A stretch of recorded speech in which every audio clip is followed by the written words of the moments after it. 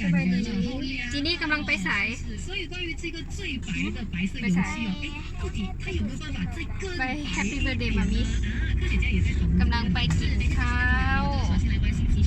ไปกินซินดาดเกาหลีเนาะ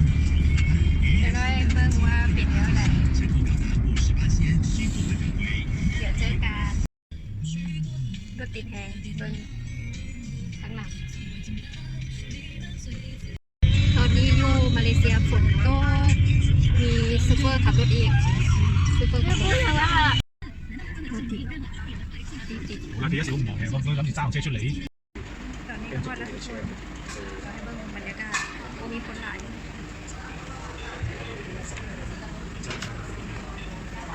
แล้วอันนี้ก็เป็นเมนูอันนี้บรรยากาศของงานตัวนี้ก็จะเป็นสูตรก็จะเป็นแบบนี้แบบนี้เมนู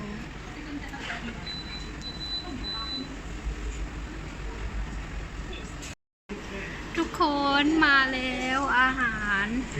อันนี้จะเป็นน้ำจิ้มของพระเจ้าแล้วอันนี้จะเป็นผักสลัดคือบ้านเราแหละนี่กิมจิอันนี้น่าจะเป็นมะเขืออันนี้สลัด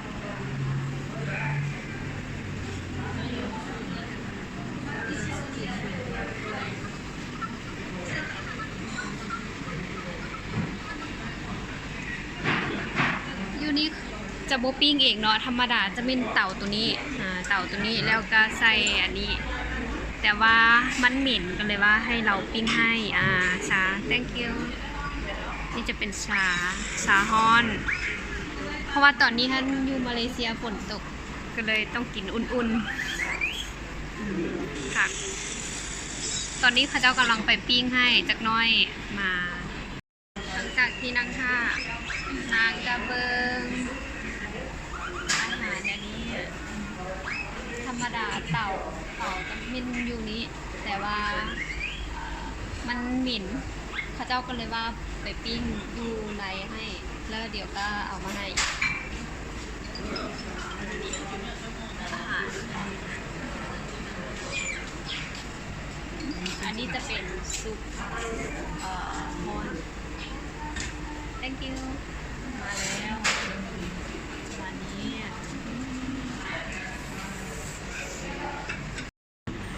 ว้าว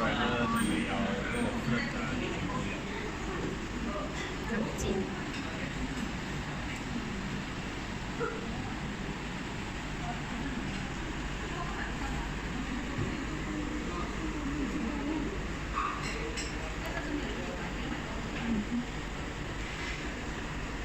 มื้อนี้ก็บ่มีคนหลายบรรยากาศของห้างก็ประมาณ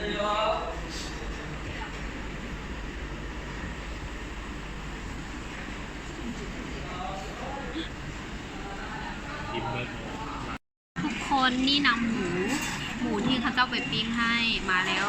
บ่ได้ปิ้งอยู่เตานี่เนาะธรรมดาเตาอยู่นี่แต่ว่าเขาเจ้าไปปิ้งอยู่ไหนแล้วเอามาให้มันจึงบ่เหม็นอันนี้ใครตุ่นลูกสาวมากินนี่ประมาณนี้